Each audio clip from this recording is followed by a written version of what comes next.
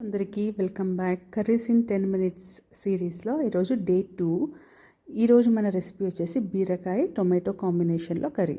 ఇది జొన్న రొట్టెలు కానివ్వండి, చపాతీలు కానివ్వండి, ఎక్సలెంట్గా ఉంటుంది. ఈవెన్ రైస్కి కూడా బాగుంటుంది.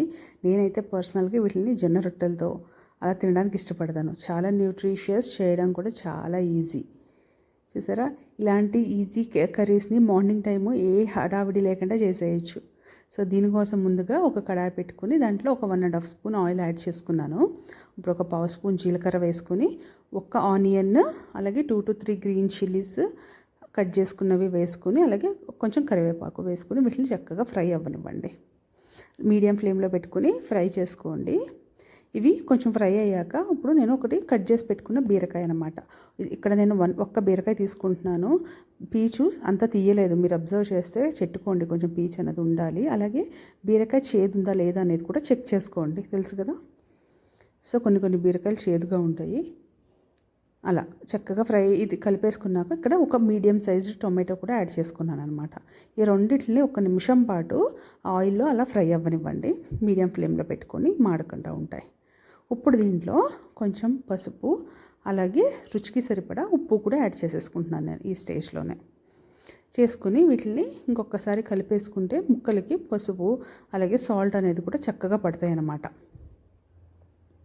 ఇప్పుడు లిడ్ క్లోజ్ చేసుకుని ఒక 2 మినిట్స్ వదిలేస్తే చూసారా, ఒక 50% వరకు మగ్గిపోయాయి. మనం వాటర్ గట్ట ఏమి యాడ్ చేసుకోలేదు.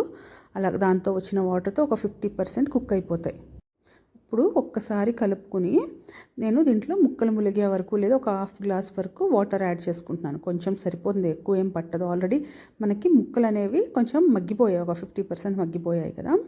అలా ఒక్కసారి కలిపేసుకుని కొంచెం ఒక 1/2 గ్లాస్ వాటర్ యాడ్ చేసుకుని లిడ్ క్లోజ్ చేసేసి ఒక 2 to 3 మినిట్స్ వదిలేస్తే చూసారా చక్కగా ఉడుకుతుంది. వాటర్ కూడా ఒక హాఫ్కి కుక్ అయిపోయింది కదా, ముక్కలు కూడా చాలా బాగా ఉడికాయి.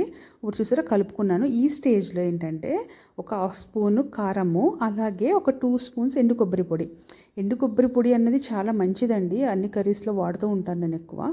కొట్టేసుకుని ఎండు కొబ్బరి పొడి రెడీ చేసుకుని ఫ్రిడ్జ్లో పెట్టుకుంటే ఏ పాడవకుండా ఉంటుందన్నమాట. కూడా చక్కగా 1 నిమిషము లేదా ఒక 2 మినిట్స్ పడుతుంది. కొంచెం వాటర్ ఉంది కదా, అది కూడా ఎవాపరేట్ అయిపోయే వరకు ఫ్రై చేసుకోండి. మీడియం ఫ్లేమ్లో పెట్టేసుకుని చక్కగా ఫ్రై చేసుకోండి. చూసారా, మన కర్రీ అనేది రెడీ అయిపోయింది. వీటిని మనం చపాతీలోకి కానీ జొన్న రొట్టెలోకి కానీ సర్వ్ చేసేసుకోవచ్చు. రైస్లో కూడా చాలా బాగుంటుంది. ఒక్కసారి ఈ రెసిపీని మీరు కూడా ట్రై చేసి ఎలా కుదిరిందో కమెంట్ సెక్షన్లో తెలియచేయండి. అలాగే ఇలాంటి సింపుల్ వీడియోస్ కోసం నా ఛానల్ని సబ్స్క్రైబ్ చేసుకోవడం, వీడియోని లైక్ చేయడం మర్చిపోకండి. Thank you so much for watching.